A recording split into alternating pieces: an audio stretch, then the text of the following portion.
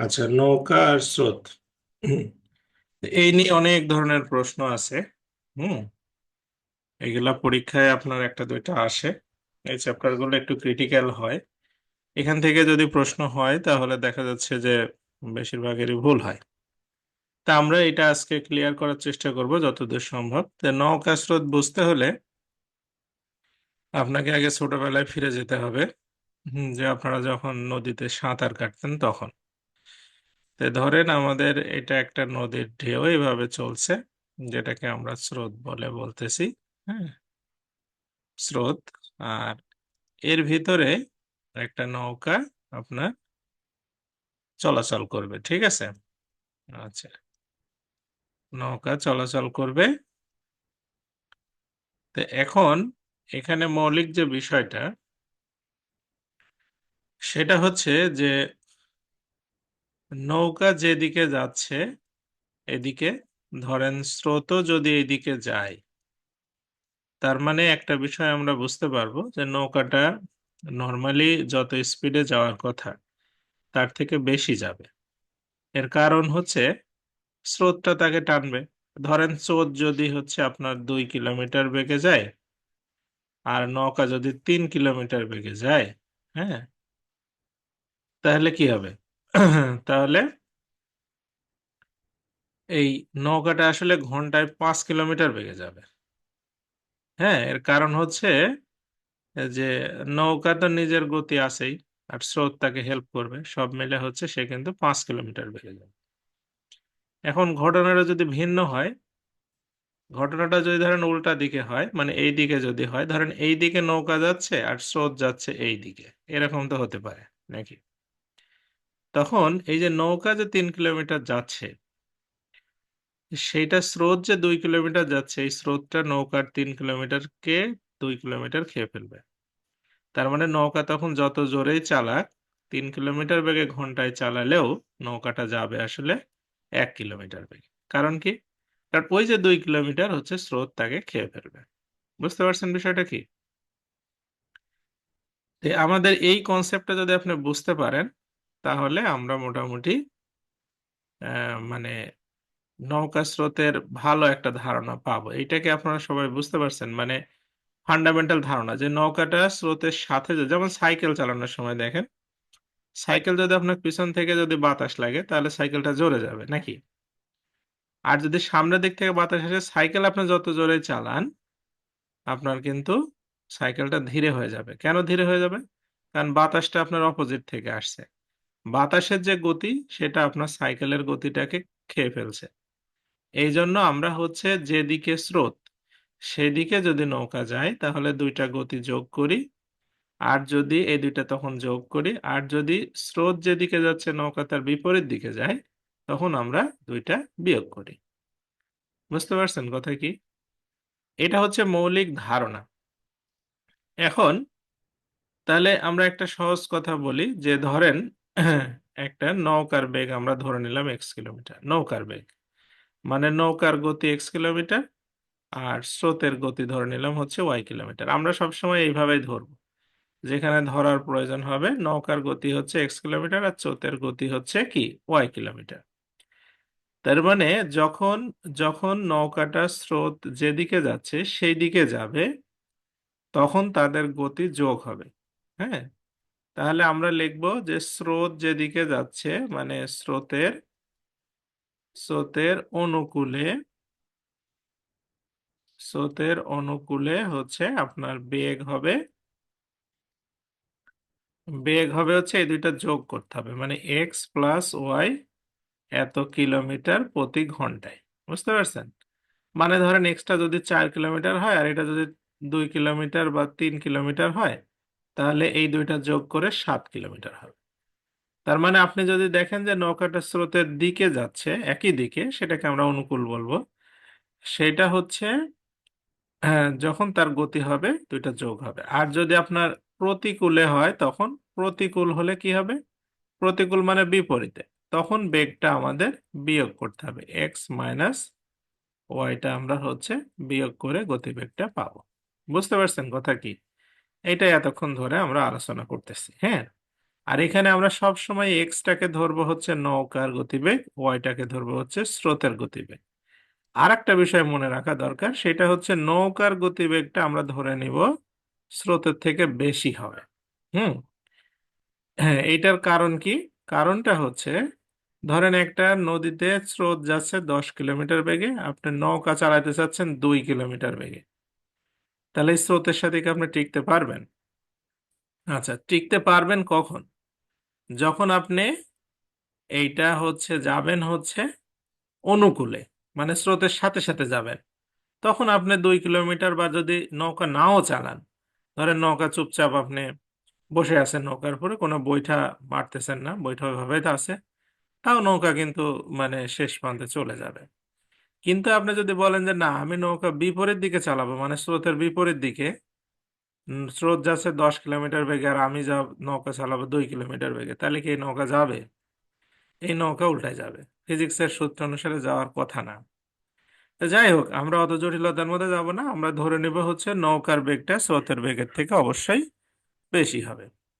আচ্ছা, আমরা এখন প্রত্যেকটা প্রশ্ন একটু করে পড়বো। আপনার যদি নলেজে বুঝতে সমস্যা হয় তাহলে বলবেন, এইগুলো কোনো মুখস্থ করার জিনিস না, কনসেপচুয়াল জিনিস, খুবই সহজ জিনিস।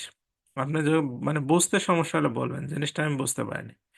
এখানে বলছে কি, একটি নৌকা স্রোতের অনুকূলে ঘন্টায় 8 কিলোমিটার যায়। এই কথার মানে কি? ঘন্টায় 8 কিলোমিটার বেগে যায়, এই কথার অর্থ কি? হ্যাঁ, একটি নৌকা স্রোতের অনুকূলে ঘন্টায় 8 কিলোমিটার বেগে যায়, এই কথার মানে সবাই বুঝতে পারছেন? সবাই না বুঝে, যারা যারা বুঝেননি তারা তারা বলবেন। মানে এইটা আমার প্রথম 2-3টা প্রশ্ন যদি আমি মোটামুটি ধরাই দিতে পারি, তাহলে আপনারা পরের গুলো পারবেন করতে। এই জন্য বলছি যে একটা নৌকা স্রোতের অনুকূলে ঘন্টায় 8 কিলোমিটার বেগে যায়।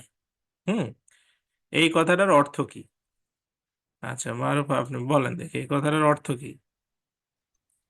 স্যার, এটা স্রোত যেদিকে নৌকাটা ওদিকেই আর কি, এটাই তো বলেছি। আচ্ছা, মানে স্রোত যেদিকে যাচ্ছে নৌকাটা নৌকাটা সেদিকে সেদিকে। যাচ্ছে, তার মানে স্রোতের বেগ এবং নৌকার বেগ দুইটা যোগ হয়ে 8 কিলোমিটার হয়েছে, তাই তো? কারণ যেদিকে যাচ্ছে সেদিকে তো আহ, এই যে হচ্ছে নোমে আর ভুল করে ফেলছে, যে 8 + y বলছে না, ঘটনা সেটা না, দেখেন, মানে নৌকার বেগ এবং স্রোতের বেগ এই দুইটা যোগ করে হবে 8 কিলোমিটার। কেন? কারণ নৌকা যেদিকে যাচ্ছে স্রোতও সেই দিকেই যাচ্ছে, তাহলে দুইটা বেগ যোগ করার পরে হচ্ছে 8 কিলোমিটার, তাই না? আমার উপর বিষয়টা এরকম না? আচ্ছা, জি এরপরে স্যার। বলছে যে প্রতিকূলে ঘন্টায় যাচ্ছে 4 কিলোমিটার। এর মানে কি? মানে নৌকা যেদিকে যাচ্ছে স্রোত তার বিপরীত দিকে যাচ্ছে, অর্থাৎ নৌকার বেগ এবং স্রোতের বেগ দুইটা বিয়োগ করে আমরা যে বেগটা পাচ্ছি সেই বেগটার নাম হচ্ছে প্রতিকূল, সেইটা হচ্ছে 4 কিলোমিটার। তাহলে নৌকার বেগ কত? হুম। তাহলে আমরা এই অঙ্কের ক্ষেত্রে সবসময় চেষ্টা করব যে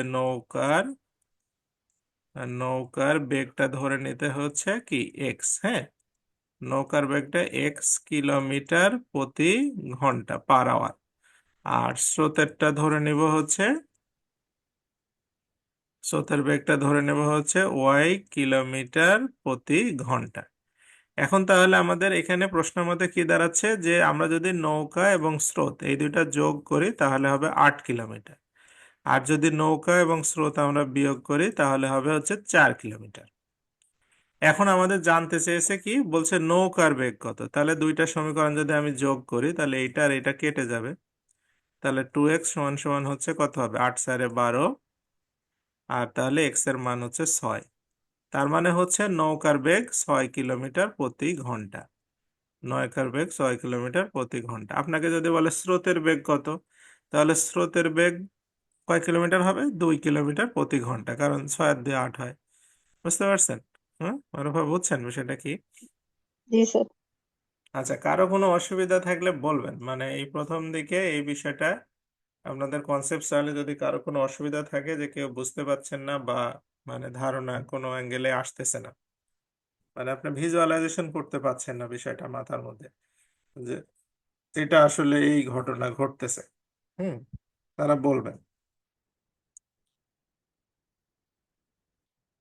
আচ্ছা, কারো সমস্যা থাকলে অবশ্যই শেয়ার করবেন, মানে চুপচাপ। আর নতুন দু একজন জয়েন করছেন, তারা হচ্ছে আপনার ওই রিয়াকশন বাটনে গিয়ে ওখানে হ্যান্ড রেজ করা একটা অপশন আছে, অথবা আপনারা যে চ্যাট বক্সে অনেকে এসএমএস করতেছে সেখানে এসএমএসও করতে পারেন যে আমি কথা বলতে চাই বা আমার প্রবলেম আছে, তাহলেও আপনাকে আমরা মানে স্পিকার অন করে দিব। হ্যাঁ, আচ্ছা, এর পরেরটাতে আসি।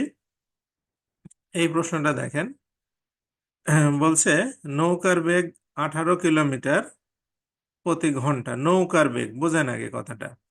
নৌকার বেগ 18 কিলোমিটার প্রতি ঘন্টা, স্রোতের বেগ 6 কিলোমিটার প্রতি ঘন্টা হলে 48 কিলোমিটার গিয়ে ফেরত আসতে কত সময় লাগবে? আচ্ছা, তাহলে এখানে মূল কথা হচ্ছে আমাদের নৌকার বেগটা আমাদের দেওয়া আছে কত। নৌকার বেগ হচ্ছে 18 কিলোমিটার প্রতি ঘন্টা। 18 কিলোমিটার প্রতি ঘন্টা। আর স্রোতেরটা কত দেওয়া আছে? স্রোতের বেগটা দেওয়া আছে হচ্ছে আপনার 6 কিলোমিটার প্রতি ঘন্টা। হুম, এর মানে হচ্ছে আপনার এটা হচ্ছে আমাদের কি এক্স, আর এটা কি আমাদের ওয়াই নাকি? এখন অনুকূলে যখন হবে, অনুকূলে মানে সে যাওয়ার সময় তো অনুকূলে যাবে তাই না? যাওয়ার সময় সে অনুকূলে যাবে, আসার সময় সে প্রতিকূলে আসবে। আবার যদি যাওয়ার সময় প্রতিকূলে যায় তাহলে আসার সময় অনুকূলে আসবে নাকি? যাই হোক সেটা মানে যে কোনো একদিক যদি যায় পরে ফেরত আসার সময় তো উল্টা দিকে আসতে হবে। তাহলে আমাদের যেতে সময় লাগবে, যেতে সময় লাগবে। হুম, আচ্ছা, আমাদের টোটাল দূরত্ব হচ্ছে 48 কিলোমিটার রাস্তা। আচ্ছা, যখন অনুকূলে যাবে তখন দেখেন নৌকা যাবে 18 আর স্রোত যাবে 6, মোট 24 কিলোমিটার, মানে 1 ঘন্টায় যাবে 24। 1 ঘন্টায় যাবে সে 24, তাহলে 24 দিয়ে ভাগ দিলে যেতে 2 ঘন্টা সময় লাগবে নাকি? 2 ঘন্টা সময় লাগবে, 2 ঘন্টা। এবার আসতে সময় লাগবে আমাদের ওই 48 কিলোমিটার রাস্তায় আসবে, কিন্তু এইবার নৌকা আসবে 18, কিন্তু স্রোত তাকে উল্টা দিক থেকে 6 কিলোমিটার বাদ দিয়ে সে আসবে কিন্তু 12 কিলোমিটার বেগে। তাহলে 12 দিয়ে ভাগ করলে 4 ঘন্টা। তাহলে আমাদের যেতে সময় লাগলো 2 ঘন্টা, আসতে সময় লাগলো 4 ঘন্টা, তাহলে মোট কয় ঘন্টা হলো? 6 ঘন্টা সময় লাগবে টোটাল। এইটাই হচ্ছে উত্তর, বলতে যাওয়া এবং আসা মানে গিয়ে আবার ফেরত আসতে তার কত সময় লাগবে। ওকে, সবাই বুঝছেন কি? মানে সময়ের ব্যাপারটা বুঝছেন তো? 24 কিলোমিটার যাচ্ছে 1 ঘন্টায়, তাহলে 48 কিলোমিটার যেতে 2 ঘন্টা টাইম লাগবে, সহজ কথা। আসার সময় সে 18 কিলোমিটার বেগে আসবে, কিন্তু স্রোতের যেহেতু বেগ আছে উল্টা দিকে, তাহলে 6 কিলোমিটার বাদ যাবে, তখন 12 কিলোমিটার বেগে আসবে। হ্যাঁ, আচ্ছা, এরপরে আসি। বলছে নৌকার বেগ ঘন্টায় 7 কিলোমিটার এবং অনুকূলে যাচ্ছে 33 কিলোমিটার, যেতে 3 ঘন্টা সময় লাগলে ফিরে আসতে কত সময় লাগবে? আচ্ছা, প্রশ্নটাকে বুঝি। আমাদের হচ্ছে নৌকার বেগ ঘন্টায় 7 কিলোমিটার দেওয়া আছে, ভালো কথা। অনুকূলে, অনুকূলে বেগটা আগে বের করি, অনুকূলে বেগটা। হ্যাঁ, অনুকূলে, অনুকূলে বেগ। হুম, অনুকূলে বেগটা দেখেন, বলছে 33 কিলোমিটার রাস্তা গিয়েছে কয় ঘন্টায়? 3 ঘন্টায়। 33 কিলোমিটার গিয়েছে 3 ঘন্টায়, তাহলে 3 দিয়ে ভাগ করলে 11 কিলোমিটার প্রতি ঘন্টা। 11 কিলোমিটার/আওয়ার, এটা হচ্ছে অনুকূলে বেগ। অনুকূলে বেগ হচ্ছে 11 কিলোমিটার প্রতি ঘন্টা, বুঝতে পারছেন তো? যেহেতু অনুকূলে 33 কিলোমিটার রাস্তা যেতে 3 ঘন্টা সময় লাগছে, তাহলে আমরা বলতে পারি যে আপনার এই অনুকূলে বেগ মানে কি, নৌকা আর স্রোত যোগ করলে হয় অনুকূল। নৌকা আর স্রোত যোগ করলে হয় হচ্ছে অনুকূল। তো এখানে নৌকারটা দেখেন দেওয়াই আছে, নৌকারটা কিন্তু দেওয়াই আছে 11, তাহলে স্রোতেরটা হবে কত? 4। তাহলে নৌকার বেগ হচ্ছে 7 কিলোমিটার, কিন্তু স্রোতের বেগ হচ্ছে 4 কিলোমিটার। বুঝতে পারছেন? স্রোতের বেগ আমরা পেয়ে গেলাম 4 কিলোমিটার। এখন বলছে ফিরে আসতে কত সময় লাগবে, তাহলে ফিরে আসতে কত সময় লাগবে? তাহলে যাওয়ার সময় কিন্তু গিয়েছে হচ্ছে 11 কিলোমিটার বেগে, এই 33 কিলোমিটার রাস্তা। আসার সময় কয় কিলোমিটার বেগে আসবে বলেন তো? আসার সময় কয় কিলোমিটার বেগে ফেরত আসবে? যাওয়ার সময় তো গেল হচ্ছে 11 কিলোমিটার বেগে, অনুকূলে গিয়েছে। তাহলে ফেরত আসবে কয় কিলোমিটার বেগে? মানে আসার সময় তো প্রতিকূলে আসতে হবে, তাই না? প্রতিকূলে কয় কিলোমিটার বেগে আসবে? একজন লেখছে 3 কিলোমিটার। আচ্ছা, 3 কিলোমিটার কেন? স্বয়ং লেখছে 7 কিলোমিটার। না, 7 কিলোমিটার না। মানে আমাদের নৌকার বেগটা হচ্ছে 7 কিলোমিটার, আর স্রোতের বেগটা হলো 4 কিলোমিটার, তাহলে বাদ যাবে না ফেরত যেতে আসবে। তাহলে হচ্ছে 3 কিলোমিটার বেগে ফেরত আসবে, তাহলে 3 দিয়ে ভাগ করবো আমরা, তাহলে 11 ঘন্টা সময় লাগবে। যে রাস্তা যেতে সময় লাগলো 3 ঘন্টা, সেই রাস্তা আসতে সময় লাগবে হচ্ছে 11 ঘন্টা। ঠিক আছে? হ্যাঁ, এই এরপরটাতে যাই। বলছে যে ঘাটে বাঁধা একটি নৌকা জোয়ারের টানে নোঙর ছিঁড়ে 2 ঘন্টায় 7.5 কিলোমিটার গেল। পরে মাঝি দাঁড় টেনে নৌকাটিকে 3 ঘন্টায় ফিরে নিয়ে আসলো। দাঁড়ের টানে নৌকার গতিবেগ কত ছিল? তো এই ভাষা বুঝে ওটাই খুব জটিল, এটা সিচুয়েশন ভাষা, উভয়ই বুঝতে হবে। হ্যাঁ, তাছাড়া আপনি এটার মানে মূল জায়গাতে যেতে পারবেন না।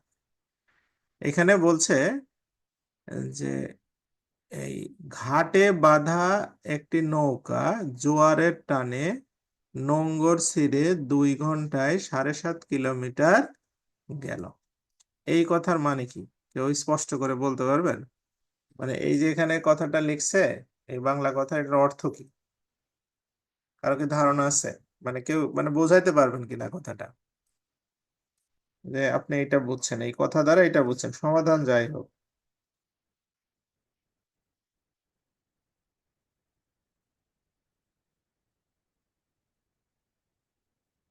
আচ্ছা, দেখি কে কে লিখছে।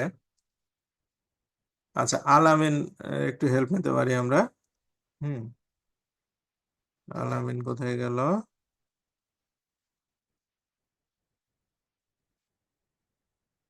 হ্যাঁ, আলামিন, বলেন দেখি।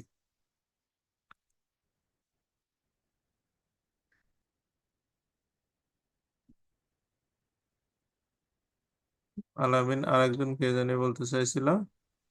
হ্যালো, জি স্যার, স্যার শুনতেছেন? হ্যাঁ হ্যাঁ, শুনছি, বলেন আলামিন, আপনি একটু তো বুঝাই। হচ্ছে নৌকাটা স্যার, হুম। নৌকর ছিঁড়া অনেক জোরের টানে চলে গেছে, মানে ভাটার টানে তো চলে গেছে, জোয়ার টানে তো মাঝে আবার টাইনা আনছে, তো টাইনা আমার গতিটা চাইছে মনে হয়। না না না না, আমি প্রথম লাইনের কথা বলছি। মানে ঘাটে বাঁধা একটা নৌকা জোয়ারের টানে নোঙর ছিঁড়ে 2 ঘন্টায় 7.5 কিলোমিটার গেল। হুম, এই কথা দ্বারা কি বোঝাইছে আপনি বলেন এটা। এই কথা হচ্ছে যে এই জোয়ারের গতি বেগে চলে গেছে। আচ্ছা আচ্ছা, হ্যাঁ, রাইট। জোয়ারের গতিবেগে নৌকাটা কি হয়েছে? চলে গেছে। হ্যাঁ, মানে এখানে যে 7.5 কিলোমিটারের কথা বলছে প্রতি ঘন্টায়, এইটা তার মানে নৌকার কোনো হাত নাই এখানে, তাই না? হুম, আলামেন, এখানে পুরাটাই কিসের কিসের কাজ? এটা পুরাটাই হচ্ছে মানে জোয়ারের টান। জোয়ারের টান মানে কি? স্রোতের টান। জোয়ার তার মানে আমরা এখানে জোয়ার বলতে স্রোতকে বুঝতেছি। আরিফা বলছে স্রোতের আহ অনুকূলে। না না না না না, এটা না। আফিফা, আপনার আরিফা না, আফিফা। আফিফা এটা ভুল বুঝতেছে। মানে আপনি বোঝেন আগে, মানে সিচুয়েশনটা বোঝেন। অনলি স্রোত, রাইট। অনলি স্রোত কেন? কারণ নৌকাটা হচ্ছে এখানে আপনার বাধা আছে, এখানে ধরেন একটা খুঁটির সাথে বাধা আছে, এদিকে হচ্ছে পানি, এটা হচ্ছে নদীর কিনার, ঠিক আছে? এখন এখান থেকে যখন স্রোত আসবে, তখন স্রোতটা কি হয়েছে, এদিকে নৌকাটাকে দড়িটা ছিঁড়ে টান দিয়ে নিয়ে এখানে চলে গেছে। বুঝতে পারছেন কি কথা? তার মানে নৌকাতে কোনো মাঝিও ছিল না, কেউই ছিল না, নৌকা চালাবে কে? তার মানে এই নৌকাটাকে নিয়ে গেছে যে সে শুধু স্রোতই নিয়ে গেছে, শুধু স্রোতই নিয়ে গেছে। বুঝতে পারছেন কথা? অর্থাৎ আমরা বলতে পারি যে স্রোতের গতিবেগটা, এইটাকে আমরা বলতে পারি স্রোতের গতিবেগ। ঠিক আছে? স্রোতের গতিবেগ, এটা হচ্ছে স্রোতের গতিবেগ। স্রোতের গতিবেগকে আমরা প্রকাশ করি ওয়াই দিয়ে, যেটা আবার কি 7.5 কিলোমিটার গেছে কিন্তু 2 ঘন্টায়, 1 ঘন্টা না কিন্তু। তার মানে 7.5কে আমরা 2 দিয়ে ভাগ করলে 1 ঘন্টাটা পেয়ে যাব 3.75 নাকি? 3.75। এই এত কিলোমিটার পার আওয়ার। আমার মনে হয় সবাই বুঝতে পারছেন। এরপরে মাঝি দাঁড় টেনে নৌকাটিকে 3 ঘন্টায় ঘাটে নিয়ে আসলো, এই কথার মানে কি বলেন? আলামিন কোথায় গেল? হ্যাঁ, আলামিন, এই পরের কথার মানে কি? যেটা যেটা হ্যাঁ হ্যাঁ, বলেন। কোনটা স্যার? পরে মাঝি দাঁড় টেনে নৌকাটিকে 3 ঘন্টায় ঘাটে নিয়ে আসলো, এটার মানে কি? এটা মানে হচ্ছে স্যার টাইনা নিয়ে আসছে দড়ি দিয়া। তাহলে এই গতি, এই যে এখানে যে 3 ঘন্টায় নিয়ে আসলো, এই গতিটা কার, নৌকার না স্রোতের? যেটা টাইনা নিয়ে আসছে হ্যাঁ হ্যাঁ হ্যাঁ। এটা স্যার নৌকার।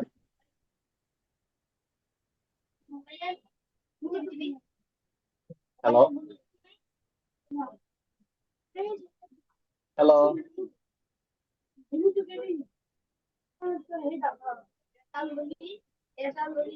শোনা যাচ্ছে কথা? হুম। মানে শয়ন আবার বলছে প্রতিকূল। না না না না না, প্রতিকূল না, প্রতিকূল না। এখানে আমাদের একটু ভুল হচ্ছে, প্রতিকূল না। কেন প্রতিকূল না, আমি একটু ব্যাখ্যা করি। বলছে যে পরে মাঝি দাঁড় টেনে নৌকাটিকে 3 ঘন্টায় ঘাটে নিয়ে আসলো। এইবার দেখেন, মাঝি কখন দাঁড় টানতে নামবে? মাঝি দাঁড় টানা মানে কি? দাঁড় টানা মানে নৌকা টানা, তাই না? তো মাঝি হচ্ছে কখন নৌকা মানে টেনে নিয়ে আসবে, মানে দাঁড় টেনে মানে স্রোত টেনে নিয়ে আসবে।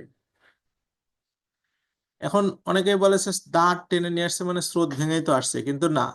জোয়ারের টানে যখন নৌকা চলে গেছে, তখন স্রোত, জোয়ার যখন ঠান্ডা হবে, নদী যখন শান্ত হবে, তারপরে মাঝি নামবে, তারপরে সে নৌকা নিয়ে আসবে।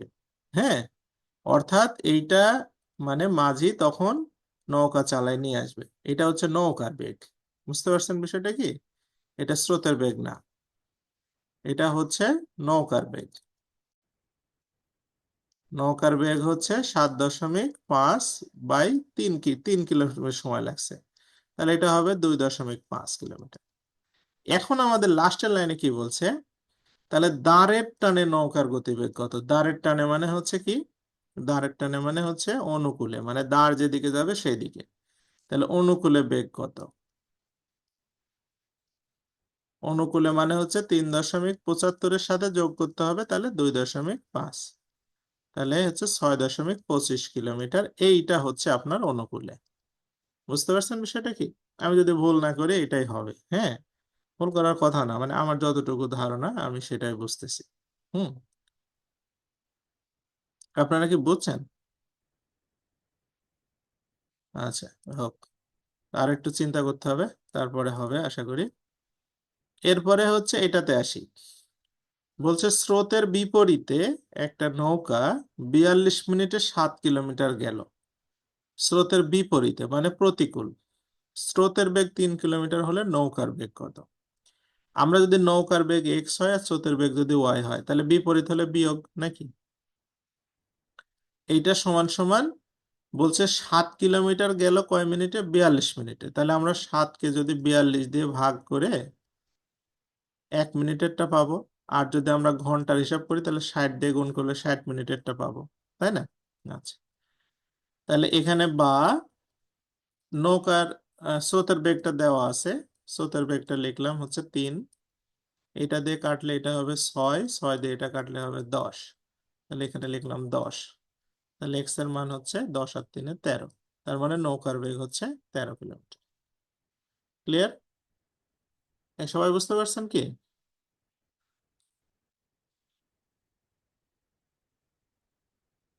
খুবই সিম্পল ব্যাপার, এটা একটু বুঝলেই হবে। হ্যাঁ, এটা থেকে জটিল কিছু নাই। এরপরটাতে যাই। এই প্রশ্নটা দেখেন, এই প্রশ্নটা একটু কনসেপচুয়ালি আপনাকে হ্যাঁ, মানে বুঝতে হবে ভালোভাবে। হ্যাঁ, মানে আপনার খুবই ভালোভাবে বুঝতে হবে। এটা খানিকক্ষণ পরে আপনি ভুলে যাবেন। মানে আপনাকে আপনার মানে ভিজুয়ালাইজেশনে না আসলে কিন্তু এটা সম্ভব না। হ্যাঁ, আচ্ছা। বলছে স্থির পানিতে কোনো ব্যক্তি ঘন্টায় 9.1/3 কিলোমিটার অতিক্রম করে। স্থির পানিতে স্থির পানিতে কোনো ব্যক্তি ঘন্টায় 9.1/3 কিলোমিটার অতিক্রম করে। এর মানে স্থির পানিতে কোনো ব্যক্তি মানে নৌকা, সোজা কথা। হ্যাঁ, মানে ব্যক্তি তার হাঁটে যাবে না পানি দিয়ে। তার মানে এইটা হচ্ছে নৌকার বেগ। স্থির পানিতে মানে সেখানে কোনো স্রোতের বেগ নাই, এটা হচ্ছে নৌকার বেগ, সহজ বাংলা কথা এটা হচ্ছে নৌকার বেগ। হ্যাঁ, তাহলে আমরা এখানে একটু লিখে রাখি যে নৌকার বেগ, নৌকার বেগ এইটা হচ্ছে এক্স সমান সমান কত, 9 × 1/3, তাহলে 3 নং 27 আর 1 28/3, 28/3 কিলোমিটার প্রতি ঘন্টায়। আচ্ছা, এরপরে বোঝার চেষ্টা করেন যে হচ্ছে বলছে নৌকাটি স্রোতের অনুকূলে যেতে যে সময় লাগে প্রতিকূলে যেতে তার 3 গুণ সময় লাগে। হুম, স্রোতের বেগ কত? আচ্ছা, স্রোতের বেগ দেওয়া নাই, স্রোতের বেগটা দেওয়া নাই, স্রোতেরটা ধরলাম হচ্ছে আমি ওয়াই, স্রোতের বেগ তো আমরা ধরছি সবসময় বলছি ওয়াই না। আচ্ছা, তাহলে প্রশ্ন মতে লিখি, এই প্রশ্ন মতে সবাই বুঝবেন, হ্যাঁ, প্রশ্ন মতে সবাই বুঝতে বুঝতে হবে। আচ্ছা, প্রশ্ন মতে অনুকূল মানে কি, এক্স প্লাস ওয়াই, আর প্রতিকূল মানে কি, এক্স মাইনাস ওয়াই। বোঝেন আগে কথা, অনুকূল মানে এক্স প্লাস ওয়াই, প্রতিকূল মানে এক্স মাইনাস ওয়াই, তাই না? মানে এটার অর্থ কি, এটার অর্থ হচ্ছে অনুকূলে এক্স প্লাস ওয়াই যায় 1 ঘন্টায়, আর প্রতিকূলে এক্স মাইনাস ওয়াই যায় 1 ঘন্টায়। বুঝতে পারছেন? মানে 1 ঘন্টা গেলে সেইটুকু যাবে, আর প্রতিকূলে 1 ঘন্টা গেলে সে এইটুকু যাবে। এটা বুঝতে পারছেন তো সবাই, আশা করি। এখন আমাদের কথাটা যেটা সেটা বলছে নৌকাটি স্রোতের অনুকূলে যেতে যত সময় লাগে প্রতিকূলে যেতে তার 3 গুণ সময় লাগে। মানে অনুকূলে সে 1 ঘন্টায় যেটুক রাস্তা যাবে প্রতিকূলে সে 3 ঘন্টায় সেটুক রাস্তা যাবে। বুঝতে পারছেন কথা? 3 গুণ সময় লাগে মানে কি, অনুকূলে যেতে যদি 1 ঘন্টা লাগে, 1 ঘন্টায় যে রাস্তা যাবে প্রতিকূলে 3 ঘন্টায় যাবে সেই রাস্তা। তাই লেগে দুইটা সমান হবে। মানে অনুকূলে 1 ঘন্টায় সে যে রাস্তা যাবে, 1 ঘন্টা যদি 10 কিলোমিটার যায় তাহলে এই প্রতিকূলে 3 ঘন্টা লাগবে 10 কিলোমিটার যাইতে। বুঝতে পারছেন বিষয়টা কি? এই সময় বুঝছেন?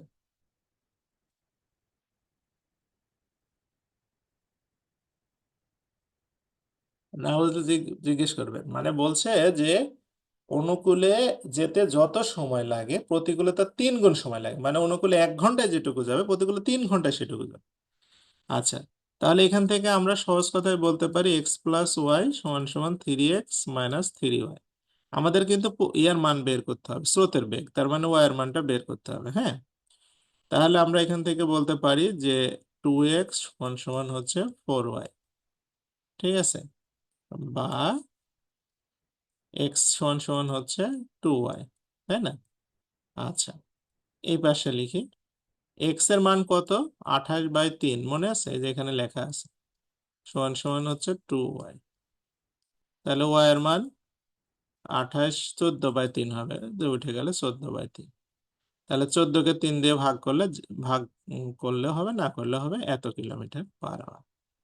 হ্যাঁ, বুঝতে পারছেন তো সবাই নাকি? তার মানে 3 × 4 = 12। হ্যাঁ, 12 2/3 হবে এরকম। হুম,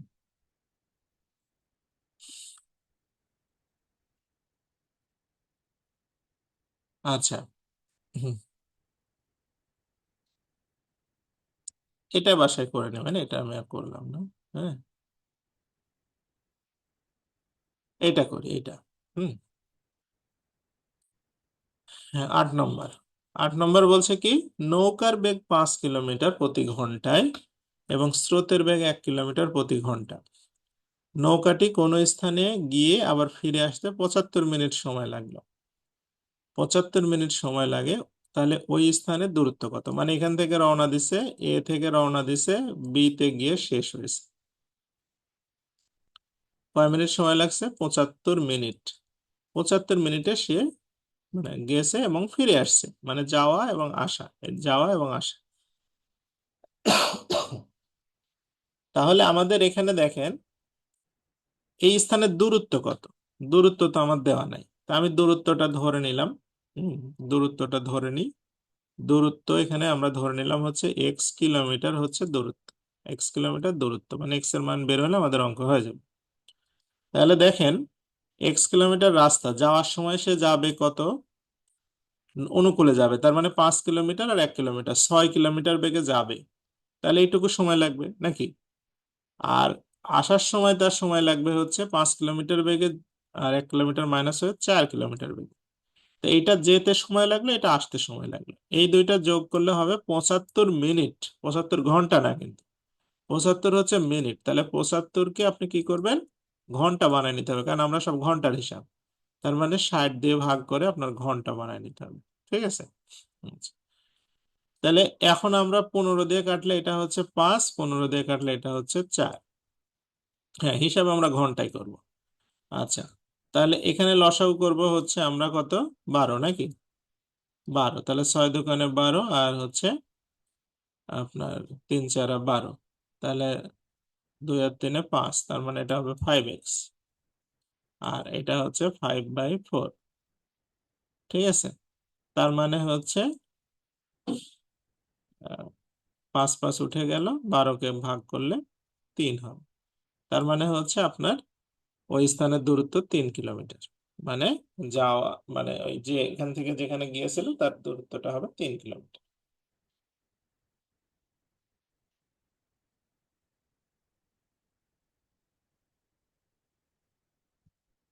আচ্ছা, কোনো কনফিউশন থাকলে বলেন। আজকে আপনাদের ক্লাসটা মানে এখন আমি একটু কম কম করে নিব। হ্যাঁ, মানে তবে আপনাদের কিছু পড়তে দেবো যতটুকু সম্ভব, রমজান মাসে পড়তে থাকেন। মানে পড়াশোনা গ্যাপ দেওয়ার দরকার নেই, পরীক্ষা হয়ে যাবে, চলে আসবে।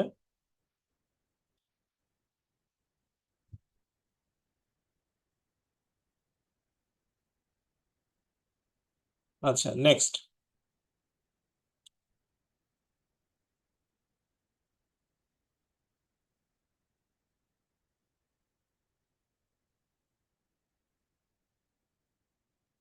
এটা পড়ি।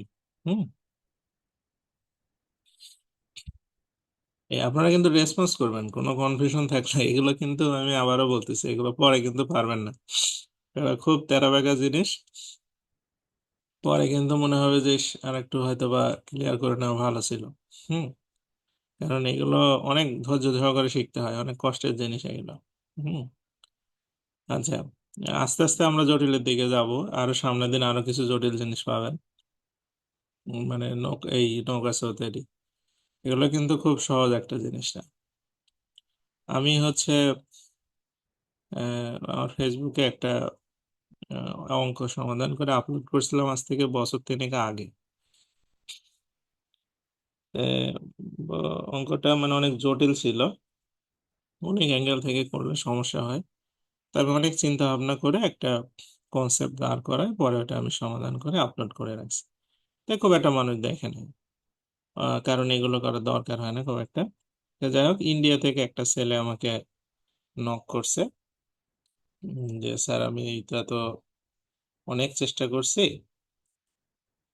মানে কিন্তু সমাধান করা যায়, বাট কনসেপ্টে আসে না, মানে মাথায় আসে না। এটা ওই একটা নিয়ম শিখাই দিছে কোচিং থেকে, ওরাও ব্যাংকে পরীক্ষা দেয়, ওই অঙ্কটা আবার ওদের ব্যাংকেও আসে। তাই বলে যে এই কনসেপ্টটা মাথায় দেয় না তারা, শুধু হচ্ছে বলে যে এই নিয়মে এটা স্কোয়ার করে দেবেন হয়ে যাবে, কিন্তু আসলে কেন স্কোয়ার করব কি করব এগুলো বলে না। এটা বিস্তারিত দেখে নাকি সে শিখতে পারছে, ফোন মানে হোয়াটসঅ্যাপে নক করছে।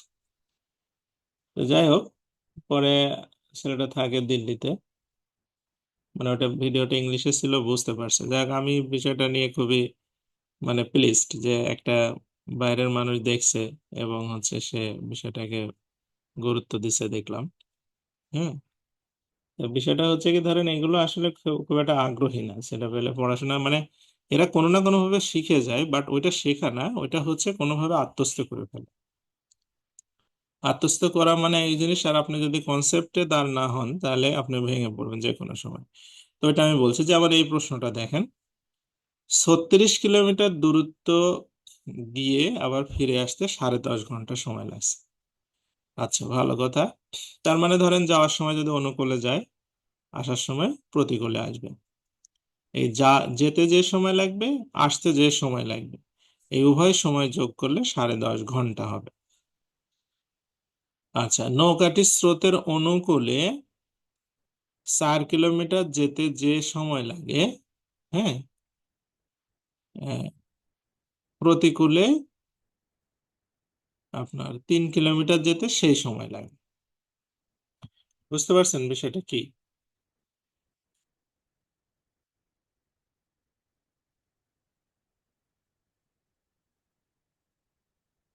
এই ভাষাটুকু বুঝতে পারছেন সবাই?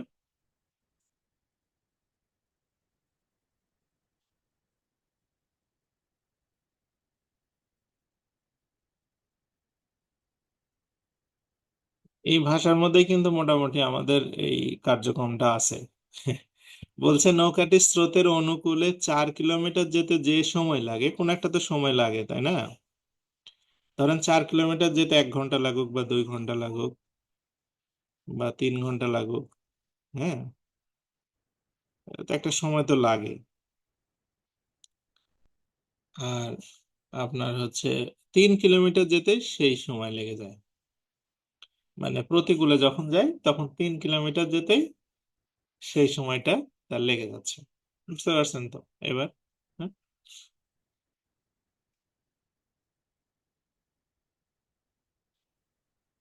মানে ধরেন আমরা মনে করি যে সেম সময়, হ্যাঁ, মানে ধরেন 4 কিলোমিটার গেল অনুকূলে 5 ঘন্টা লাগলো ধরলাম, আর প্রতিকূলে যখন 3 কিলোমিটার যাচ্ছে তখনই 5 ঘন্টা লেগে যাচ্ছে তার, মানে একই সময় লাগে। মানে অনুকূলে যেতে তার যতটুকু সময় লাগে প্রতিকূলে যেতে তার হচ্ছে সময় লাগবে তার 3 কিলোমিটার যেতে ঠিক একই সময় লাগবে। বুঝতে পারছেন বিষয়টা কি? এইটা। হুম।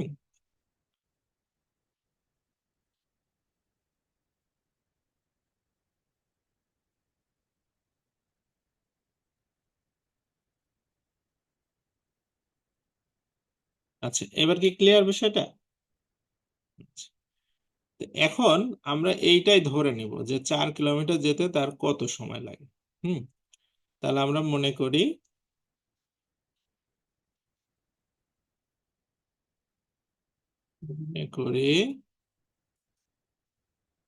স্রোতের অনুকূলে অনুকূলে 4 কিলোমিটার যাবে তাই না? তাহলে 4 কিলোমিটার যেতে সময় হচ্ছে এ ধরি, হ্যাঁ, কারণ অত ঝামেলা আমাদের না যায়, এক্স ওয়াই তো অন্য অন্য কিছু হয়ে যায়, আমরা ঘন্টা ধরি। আপনারা বুঝতে পারছেন তো? ঘন্টা মানে 1 ঘন্টা 2 ঘন্টা যাই হতে পারে।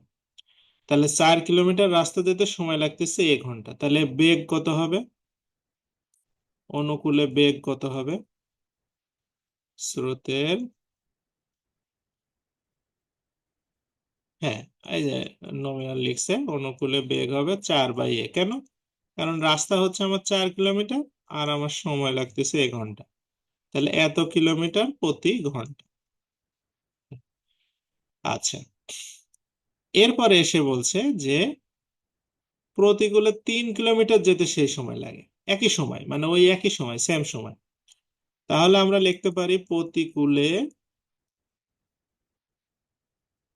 প্রতিকূলে বেগ 3/a হবে তাই না? অনুকূলে বেগ যদি 4/a হয় তাহলে প্রতিকূলে বেগ 3/a, কেন? একই সময়। আচ্ছা, এইটুকু সবাই বুঝছেন তো? এইটুকু বুঝলে আমাদের হবে। হ্যাঁ। আচ্ছা, মানে এইটুকু কারো সমস্যা আছে? মানে স্রোতের অনুকূলে বেগ হচ্ছে 4/a কিলোমিটার আর প্রতিকূলে বেগ হচ্ছে 3/a কিলোমিটার।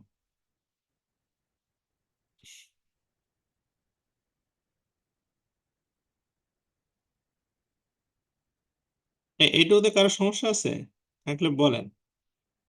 মানে এটা আসে পরীক্ষায়, এটা জটিল একটু। হ্যাঁ। আচ্ছা, এরপরে আমরা তাহলে সমীকরণটা সাজানোর চেষ্টা করি। হ্যাঁ, এটা মিশাই দেই, উপরের লাইনটা সমীকরণটা সাজাই নেই। সমীকরণটা সাজাতে গিয়ে আমাদেরকে প্রশ্ন মতে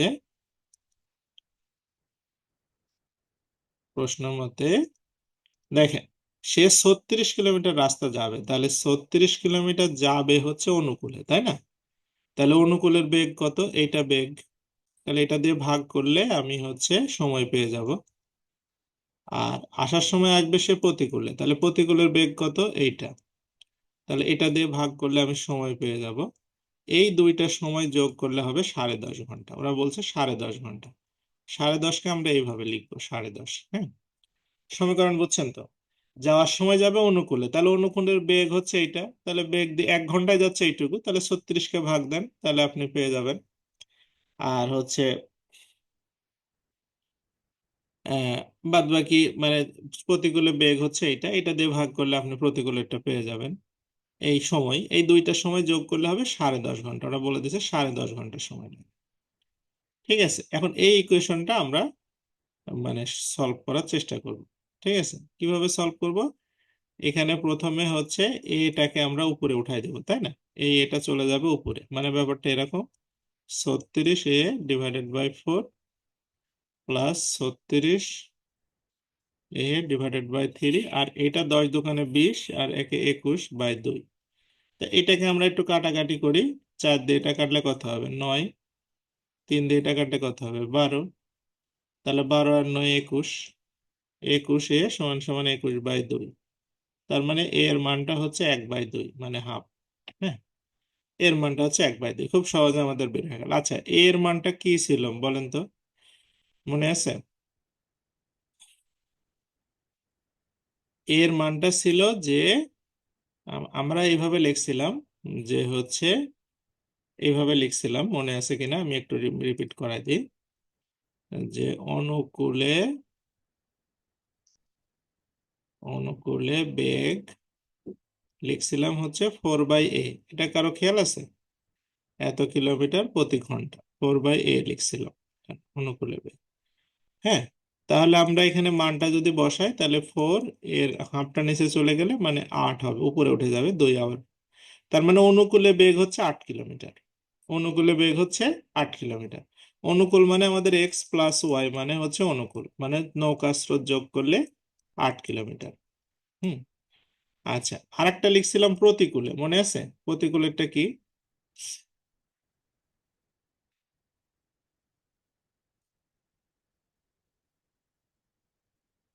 প্রতিকূলেরটা মনে আছে? প্রতিকূলে বেগ হচ্ছে 3/a। হ্যাঁ, 3/a। তার মানে 3 কে যদি আমরা হাফ দিয়ে ভাগ করি, তাহলে 2 উপরে উঠে যাবে 6 কিলোমিটার। তার মানে প্রতিকূল মানে এক্স মাইনাস ওয়াই, এটা সমান সমান 6 কিলোমিটার। আমাদের অঙ্কে চেয়েছে স্রোতের বেগ কত, তার মানে এইটার এটা যোগ করতে হবে, মানে এক্স প্লাস ওয়াইটার নিচে দিব, দিয়ে 8 হবে, যোগ না সরি বিয়োগ করতে হবে। বিয়োগ করলে আমাদের কি হবে? এটা যদি আপনি বিয়োগ করে দেন, তাহলে এই দুইটা কাটা যাবে। তাহলে এখানে 2y সমান সমান 2 হবে, ওয়াই এর মান হবে 1, মানে স্রোতের বেগ হচ্ছে 1 কিলোমিটার প্রতি ঘন্টা। বুঝতে পারছেন?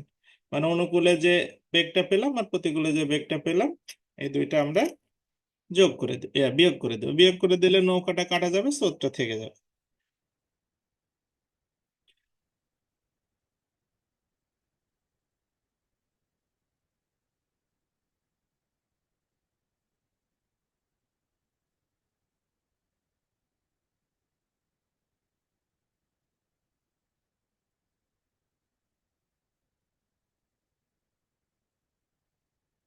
আচ্ছা, এটা লাগবে না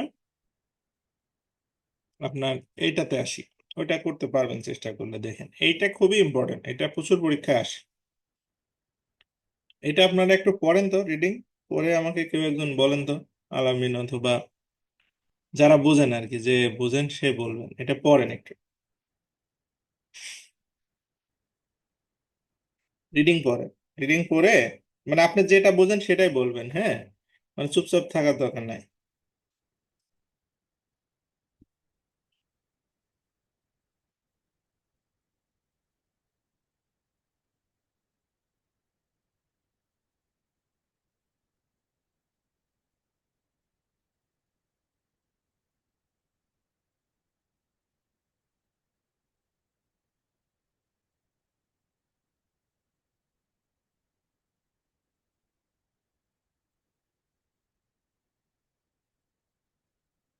আচ্ছা, কে বুঝছেন?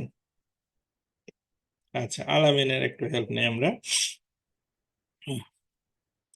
হ্যাঁ, আলামিন বলেন দেখি।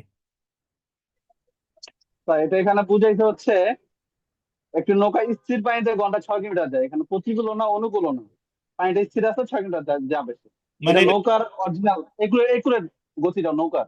আচ্ছা, ওকে ওকে, তার মানে এটা হচ্ছে 6 কিলোমিটার, লিখে নিলাম, হ্যাঁ দাঁড়ান। তারপরে স্রোতের প্রতিকূলে 6 কিলোমিটার যা হচ্ছে একুরেট যে গতিটা তার 3 গুণ সময় লাগে, হুম হুম যেটা হুম আগে একুরেট ছিল। হুম। না এখন এই লাইনটা আসলে এক্স্যাক্টলি কি বোঝালো তাহলে?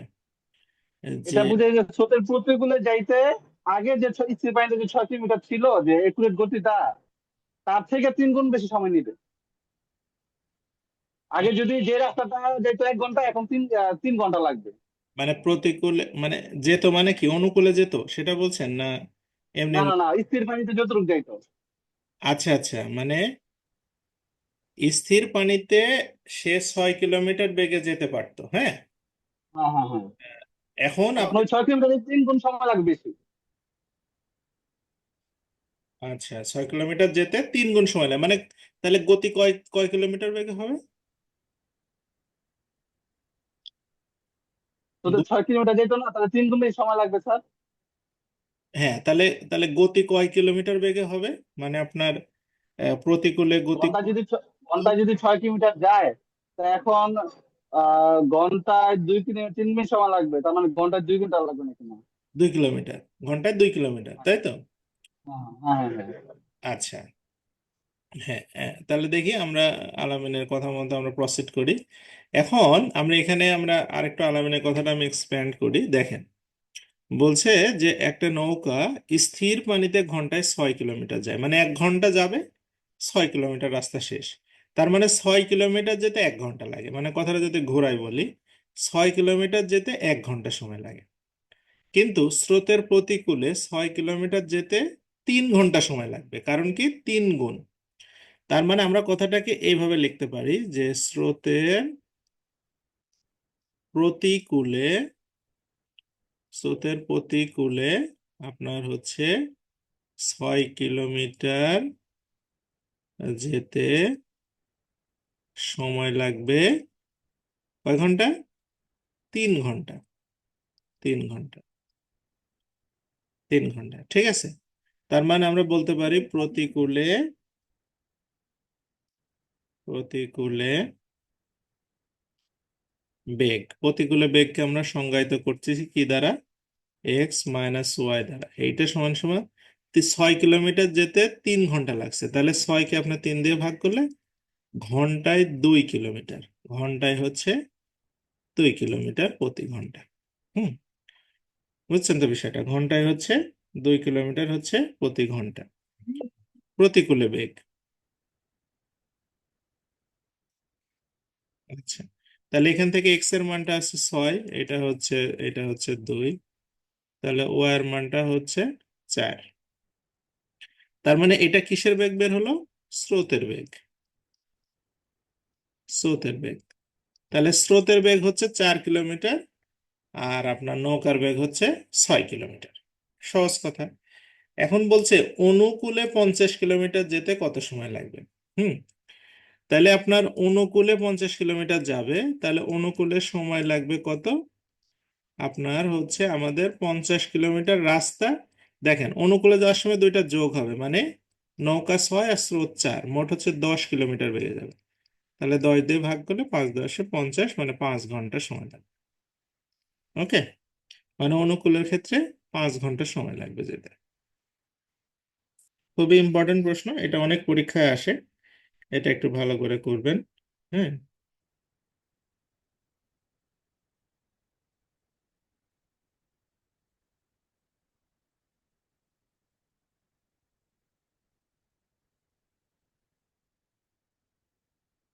আচ্ছা এখানে আপনাদের শীটে একটা অঙ্ক আমি দিয়ে রাখছি, সেটা হচ্ছে 13 নম্বর। এই অঙ্কটা আপনাদের খুব একটা আসে না।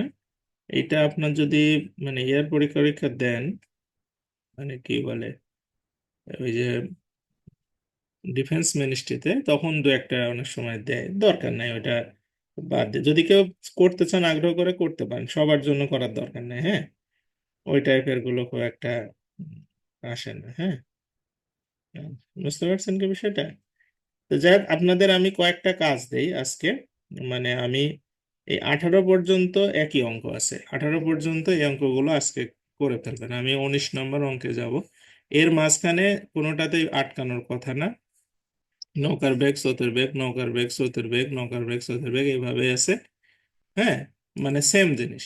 আপনি যদি এগুলো বুঝে থাকেন 18 পর্যন্ত সেম, একই কথা। এখানে আমরা 19 নম্বরে 19 নম্বরটা একটু দেখবো। 19 নম্বরটা একটু আলাদা আছে। হুম 19 নম্বরে বলছে যে এক ব্যক্তি স্রোতের অনুকূলে নৌকা বেয়ে 10 ঘন্টায় 10 কিলোমিটার যায়, কোন স্থানে গেল এবং ঘন্টায় 6 কিলোমিটার বেগে প্রতিকূলে ফেরত আসলো। তাহলে তার গড় গতিবেগ কত? হুম তাহলে গড় গতিবেগ কত? আচ্ছা, এইটা সহজ আছে না? বলেন তো দেখি একটু, আপনারা একটা আইডিয়া করেন তো। মানে যাওয়ার সময় গেল 10 কিলোমিটার, আসার সময় আসলে হচ্ছে 6 কিলোমিটার বেগে, তাহলে তার গড় গতি কত? গড়ের অঙ্ক করাইছি না? পারার তো কথা।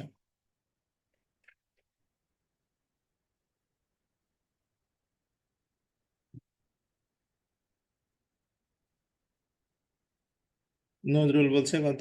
8। নজরুল কিভাবে চিন্তা করলো দেখি এত তাড়াতাড়ি।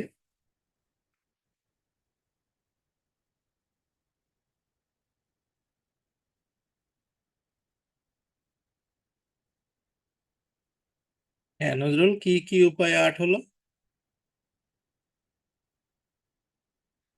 স্যার অনুকূলে গেল 10, আর আসলো ফেরত মানে প্রতিকূলে আসলো 6, তাহলে আমার তো গড় চাইছে, 10 আর 6 যোগ করে 2 দিয়ে ভাগ দিলেই তো হয়ে যাচ্ছে। না না না না না, কি বলেন, এ তো ডেঞ্জারাস ব্যাপার স্যাপার। হ্যাঁ, না না, এরম না ব্যাপারটা।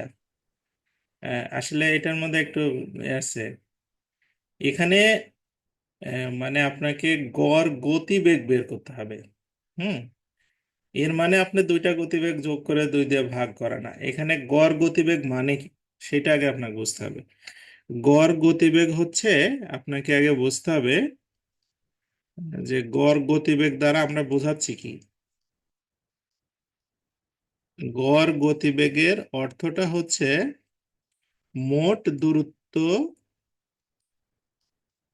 মোট দূরত্ব ডিভাইডেড বাই মোট সময়, তাহলে আপনার হচ্ছে গড় গতিবেগ হবে। বুঝতে পারছেন নজরুল? মানে মোট দূরত্ব কে আমরা মোট সময় দিয়ে ভাগ করব, তাহলে আমরা গড় গতিবেগটা পাবো। এইটার ছাড়া কিন্তু গড় গতিবেগ হবে না। তাহলে আমাদের মোট দূরত্ব কতটুকু গিয়েছে সে, মানে মোট দূরত্ব মানে যা গিয়েছে এবং ফিরে আসছে, যেতে কয় কিলোমিটার, আসতে কয় কিলোমিটার, সেইটা যোগ করব, এবং কতটুকু সময় লাগছে সেই সময় দুইটা যোগ করে তখন ভাগ করব। তাহলে এখানের ক্ষেত্রে আমরা কিভাবে করব? এখানে দেখেন কোনো দূরত্ব দেওয়া নাই, দূরত্ব দেওয়া নাই। দূরত্ব যেহেতু দেওয়া নাই, সেহেতু আমরা একটা বুদ্ধি করতে পারি, চালাকি।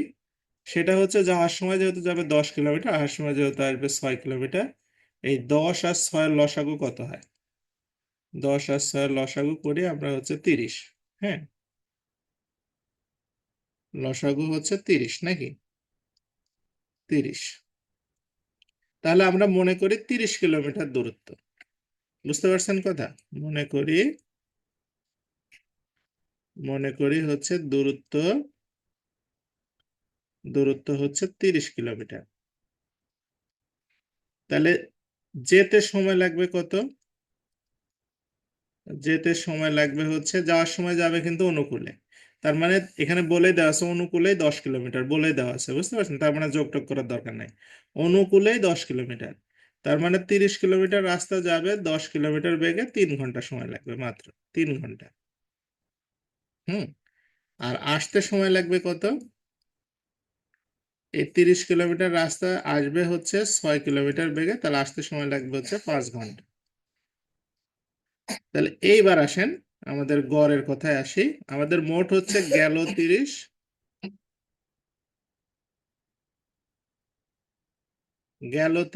আসলো 30, গেল 30 আসলো 30। আর যেতে সময় লাগলো 3 ঘন্টা, আসতে সময় লাগলো 5 ঘন্টা। তাহলে 30 30 60 ভাগ হচ্ছে 8। তার এটা কত হবে? 27 56 আর 4 4.5 7.5 কিলোমিটার প্রতি ঘন্টা। নজরুল বুঝছেন গড় গতিবেগ বিষয়টা?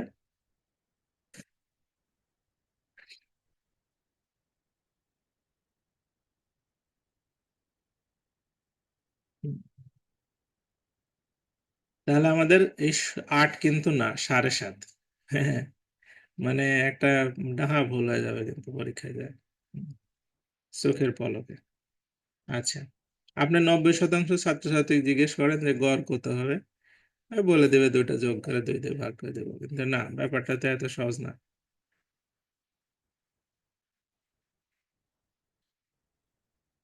আচ্ছা, এটা দরকার নাই।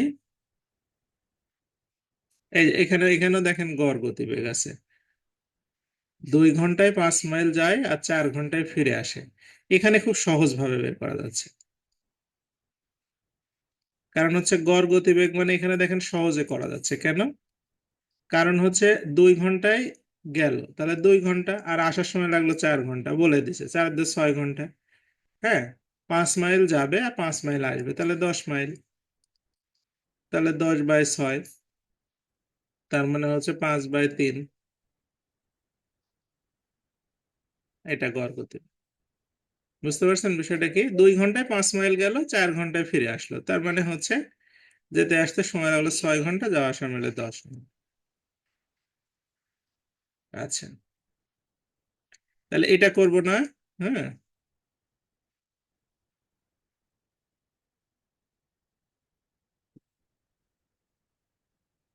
আচ্ছা, এগুলো করবেন, এগুলো সব একই অঙ্ক, এগুলো করবেন সবগুলো। ঠিক আছে। এক ব্যক্তি স্থির পানিতে 4 কিলোমিটার বেগে দাঁড় টানতে পারে। দাঁড় বেয়ে নির্দিষ্ট গতিতে অনুকূলে যে সময় লাগে, প্রতিকূলে তার 3 গুণ সময় লাগে। এই অঙ্ক করছি, এই অঙ্ক অনেক পরীক্ষায় আসে, যে অনুকূলে যে সময় লাগে প্রতিকূলে তার 3 গুণ সময় লাগে। হ্যাঁ, এটা মনে আছে কি? স্থির পানিতে নৌকার বেগ মানে এক্স এর মান হচ্ছে 4। ঠিক আছে। এখন আমাদের অনুকূল হচ্ছে x+y, প্রতিকূল হচ্ছে x-y। বলছে অনুকূলে যেতে যে সময় লাগে প্রতিকূলে তার 3 গুণ সময় লাগে। তার মানে অনুকূলে আপনি 1 কিলোমিটার যাবেন 1 ঘন্টায় যাবেন যতটুকু, এখানে 3 ঘন্টায় যাবেন ততটুকু। হ্যাঁ, তাহলে x+y সমান সমান হচ্ছে 3x - 3y। তাহলে হচ্ছে 2x সমান সমান 4y। ঠিক আছে। বা x এর মান হচ্ছে কি 2y, নাকি? এখন বলছে যে স্রোতের বেগ কত, তাহলে 4 সমান সমান 2y, তাহলে y এর মান হচ্ছে 2। এই তো, তার মানে স্রোতের বেগ হচ্ছে 2 কিলোমিটার। এভাবে করবেন, এভাবে তা ভালো হবে, তাড়াতাড়ি হবে। হ্যাঁ, এই যে একই অঙ্ক। হ্যাঁ, যেতে যে সময় লাগে ফিরে আসতে তার 2 গুণ সময় লাগে, ওই একই অঙ্ক, সেম অঙ্ক। হ্যাঁ, যেতে যে সময় লাগে ফিরে আসতে তার 2 গুণ সময় লাগে। ফিরে আসতে, তারপরে যাওয়ার সময় অনুকূলে যাবে, আসার সময় প্রতিকূলে আসবে। ঠিক আছে। তাহলে এই পর্যন্ত থাক।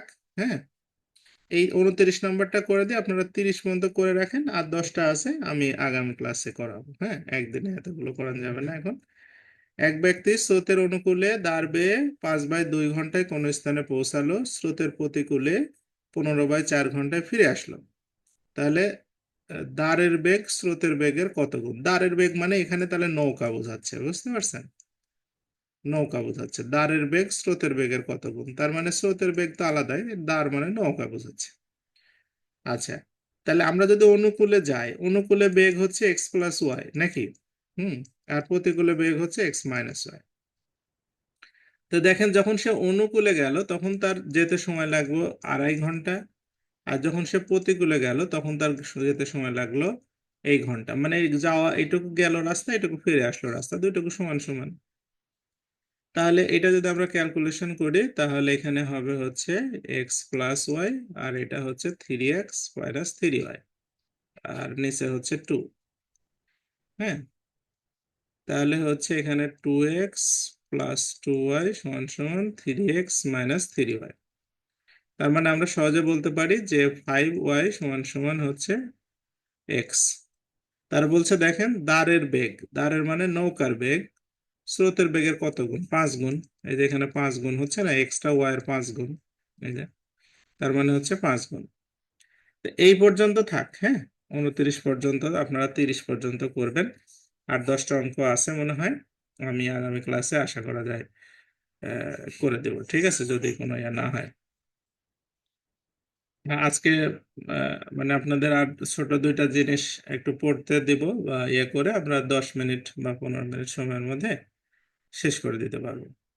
হ্যাঁ, মানে আমাদের আজকের পড়ার বলতে গেলে আপনাদের আমি সন্ধি গত ক্লাসে পড়তে একটু দিয়েছিলাম, সেই সন্ধিরই ধারাবাহিকতায় আজকে আপনাদের বিসর্গ সন্ধি সম্পর্কে কিছু পড়তে দেওয়া হয়েছে, এবং পাশাপাশি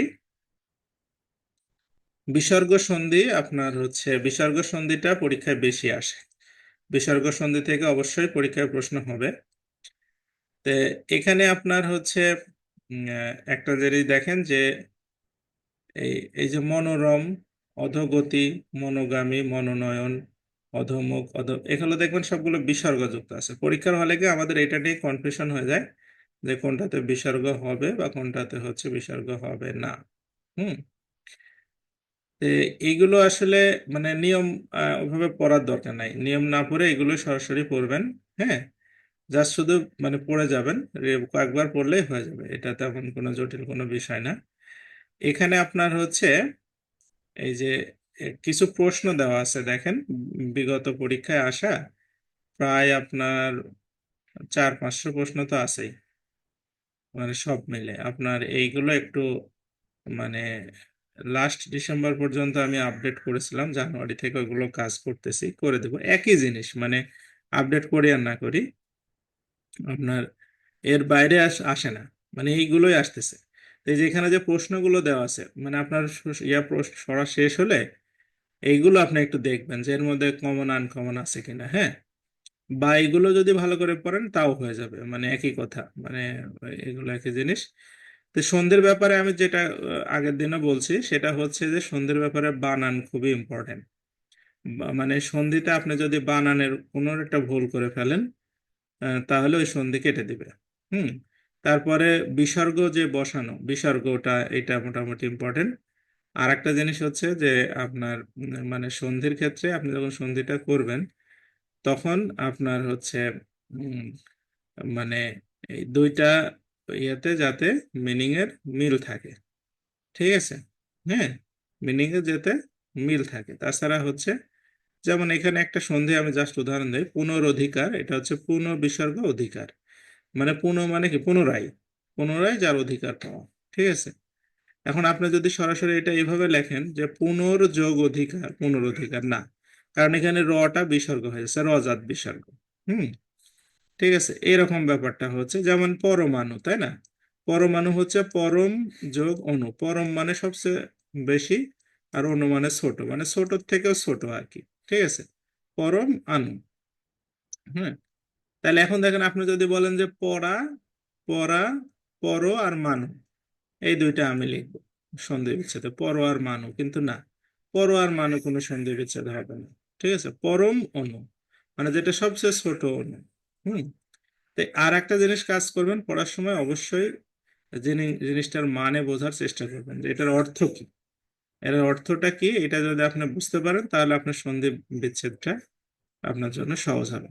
আর সন্ধিতে মানে স্বরসন্ধি, ব্যঞ্জন সন্ধি, বিসর্গ সন্ধি নিয়ে আমি যেগুলো দিয়েছি এর বাইরে কোনো বই পুস্তক পড়ার কোনো দরকার নাই, কোনো জায়গা থেকে আর আসবে না, মানে আসবে না বলতে এর বাইরে মানে কোনো বই আপনি পাবেন না, এগুলো যথেষ্ট, বারবার একই জিনিস হচ্ছে পড়তে থাকবেন, ঠিক আছে। আর দু একটা টাইপিং মিস্টেকের বিষয় থাকতে পারে, আমি সেগুলো একটু দেখব। হ্যাঁ, যেমন এখানে বলছে যে শিরোধার্যটা দেখেন, এটা আমার ভুল হয়ে গেছিল, ওখানেই আমার মানে নিকষে একটু সমস্যা থাকার কারণে এটা শিরোধার্য হবে। হ্যাঁ, ধার্য আমি আসলে এটা দিয়েছিলাম কিন্তু আপনার এরকম ভাবে ধার্য, এর রেপ দিতে গিয়ে এটা পরে র ফলা নিয়ে নিছে ওরা, এরকম দু একটা জায়গায় ভুল থাকতে পারে, আপনারা একটু দেখেন। আমার নিকষে ফন্ট চেঞ্জ হয়ে যাওয়ার কারণে এটা হয়েছে, আমি বানান খুব সতর্কতার সাথে এটা লিখেছি। হ্যাঁ।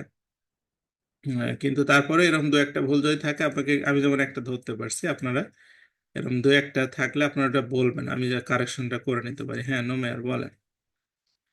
স্যার, এই হ্যাঁ, যে আপনি একটা কোশ্চেন সলভ করছেন গতকালকে পরীক্ষা, এটা হচ্ছে যে মহা প্লাস ঔষধ একটা সন্নিবেশ ছিল, ওইখানে হচ্ছে আম, অনেকে দেখছি আবার ওইটার সন্ধি বিচ্ছেদটা ও দিয়ে করছে।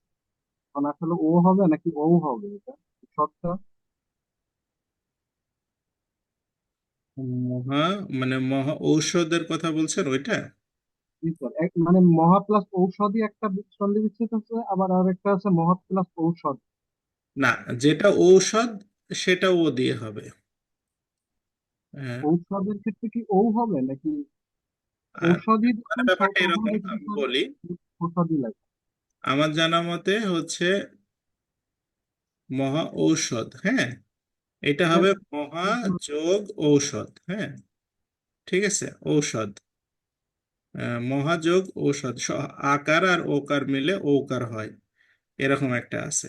আর একটা আমি আছে দেখি হচ্ছে, স্যার হচ্ছে ঔষধ, এটা ও দেখছি। হ্যাঁ হ্যাঁ, ও স্যার, এখানে তো ও। এরকম জি স্যার, এটা দিয়েছেন আর কি আপনি সমাধানে গতকালকে। আচ্ছা। আর এটা আমাকে দেখ, ঔষধি যেটা স্যার ওইটার ক্ষেত্রে ঔষধি লেখা, ওটার আবার ও না, এটা হচ্ছে ঔষধি শুধু। মহাশোধ, মহাশোধ, হ্যাঁ, মহাশোধ। আচ্ছা, এটা আমি দাঁড়ান, আমার শিটাই আছে, আমি আপনাকে দেখাচ্ছি। ওখানে যদি ভুলও হয়ে যায়, আমার শিটে আমার ভুল হওয়ার কোনো সুযোগ নেই।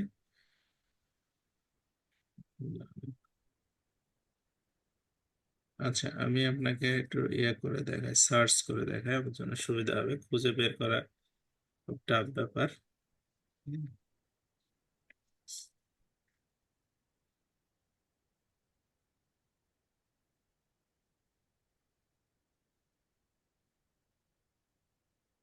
আচ্ছা, কি ছিল? হা মহৌষধ না? কালকে ছিল স্যার মহা ঔষধ, আর এমনিতে শীতে দেখছি যে এটা সেটা হচ্ছে মহা ঔষধি। এই যে এইটা না? হ্যাঁ, এখানে পাইছি, দাঁড়া, এখানে দেখা যাচ্ছে কি? এখানে এইটাই আপনি দিয়েছেন কালকে সলিউশনে, কিন্তু হচ্ছে অনেকে আবার এটা সলিউশন দিচ্ছে ঔষধ। এখন না কোনটা না, সঠিক? এই যে মহাযোগ ঔষধ, মহৌষধ, হ্যাঁ। ঔষধ, হ্যাঁ। কিন্তু মহা ঔষধি স্যার যেটা সেটাই শুধু এই যে মহাযোগ ঔষধি লেখা আছে। হ্যাঁ হ্যাঁ, এটা ঠিক আছে, দুইটাই ঠিক আছে এখানে।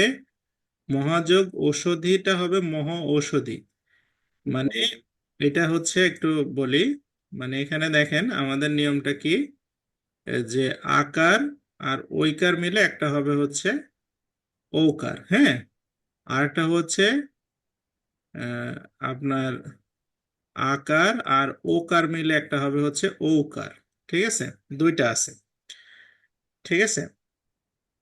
এখন স্যার মানে মহা ঔষধের ক্ষেত্রে কি এখানে যেই বানান এইভাবে দিব আমরা, আর হচ্ছে মহা ঔষধ যখন তখন হচ্ছে মহা প্লাস ঔষধ হ্যাঁ হ্যাঁ এইভাবে। হ্যাঁ হ্যাঁ, এইটার পার্থক্য আছে, এটার পার্থক্য আছে, এটা ভুল করে, আপনি একটা ভালো বিষয় মানে উপস্থাপন করছেন, মানে এটার একটা পার্থক্য আছে, পার্থক্যটা আপনাকে ভালো করে আগে বুঝতে হবে, হ্যাঁ, যে ঔষধ আর ঔষধির মধ্যে কিন্তু তফাৎ আছে, হ্যাঁ, ঔষধ আর ঔষধি কিন্তু এক জিনিস না, এটা তো জানেন।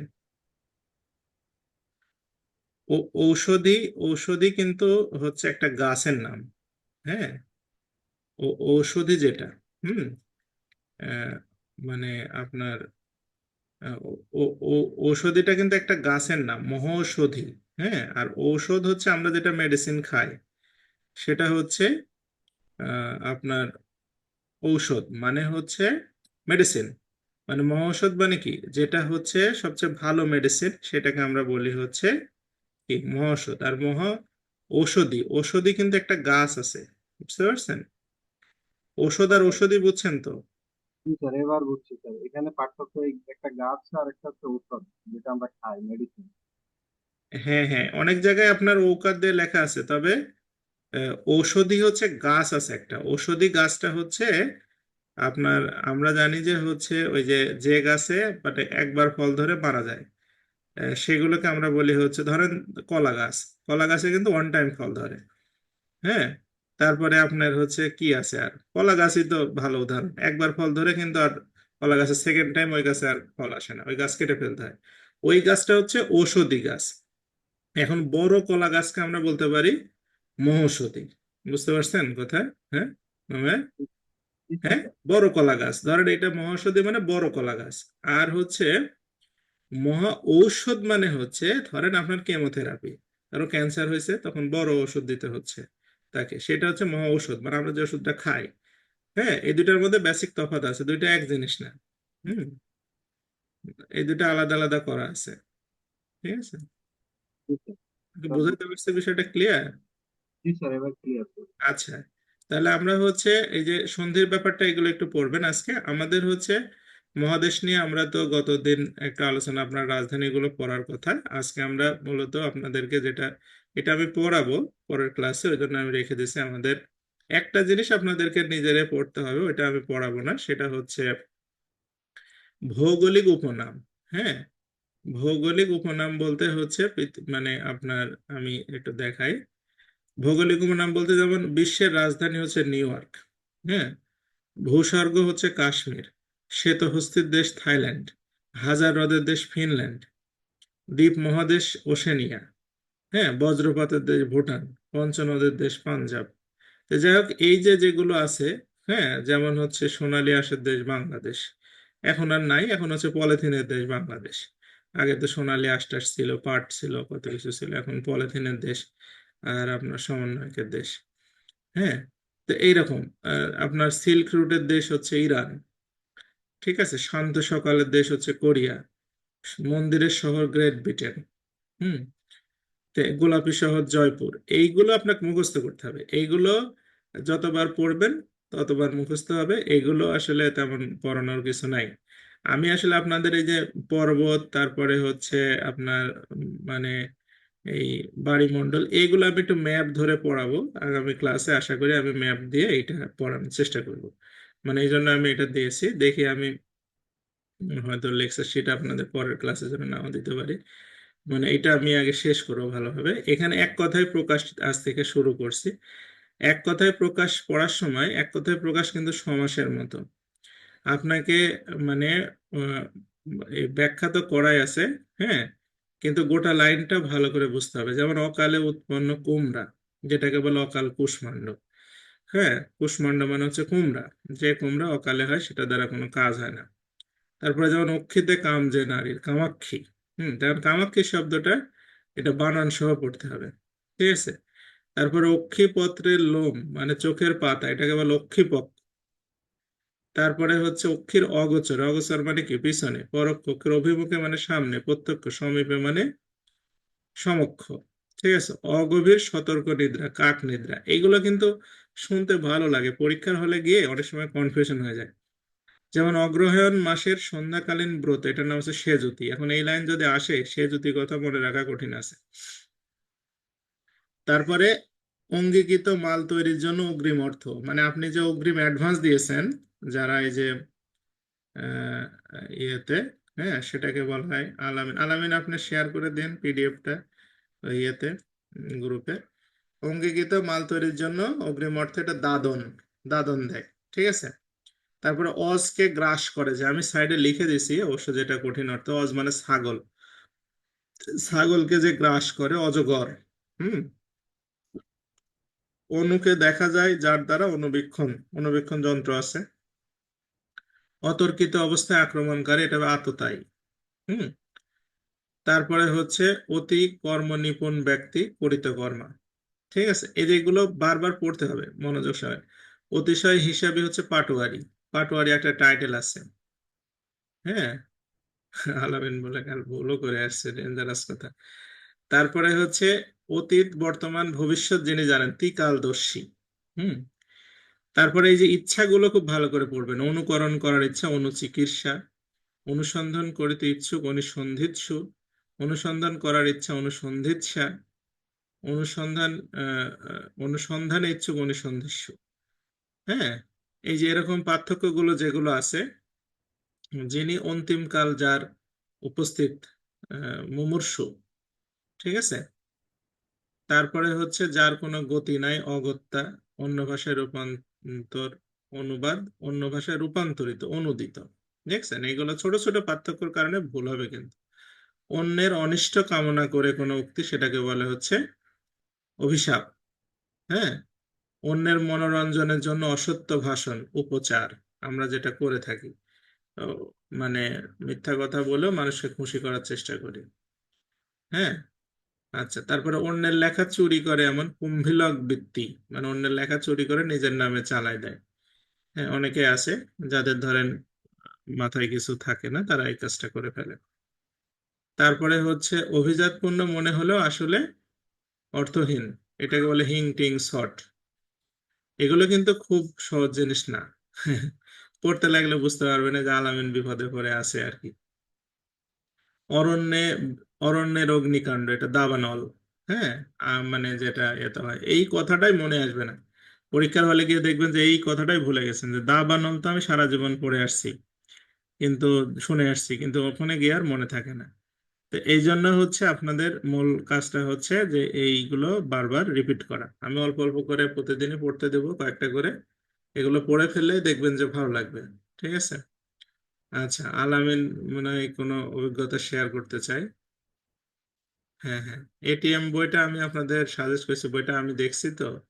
আমি আপনাদেরকে এখান থেকে দিব, পাশাপাশি এটিএম বই তো মনে হয় নোমের আপনি তো ইয়ে করে দিচ্ছেন তাই না, মানে এটা মানে পিডিএফও করে দিচ্ছেন সবার জন্য।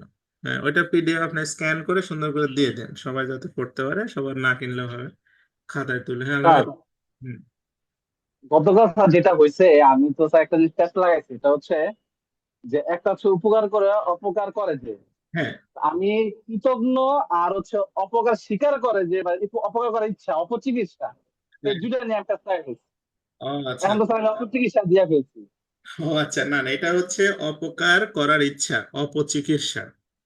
হ্যাঁ, মানে হ্যাঁ, উপকারীর উপকার, মানে যে স্বীকার করে সে কৃতজ্ঞ, যে স্বীকার করে না অকৃতজ্ঞ, আর যে ক্ষতি করে তাকে বলা হয় কৃতজ্ঞ। আর আপনার অপকার করার ইচ্ছা হলে সেটা অপচিকিৎসা। এই যে ছোট আমি ছোট লাইফে না 100 বার পড়ছি স্যার, এগুলো মনে আছে, কিন্তু পরীক্ষা হলে যে কি যে হয় স্যার আমি বুঝি না।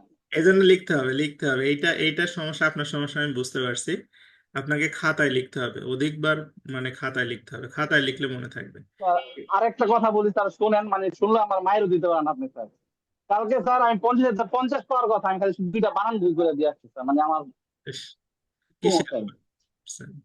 স্যার কিসে বানান, কি বানান? এই যে আপনার হচ্ছে এআই এর পূর্ণনাম ইন্টেলিজেন্স না, আইএনটি আর কথা, আমি আইএনটি দিয়ে ফেলছি, এটা একটা আচ্ছা, অর্গানাইজেশন আমি সবসময় জানি জেড হয়, আমি একটা এস দিয়ে ফেলছি। এস, আমার না স্যার, আমার আসলে এস দিছেন না জেড? জেড হওয়ার কথা, আমি এস দিয়ে ফেলছি। না, এটা ঠিক আছে, এটা দুইটাই। আমরা থাকবো।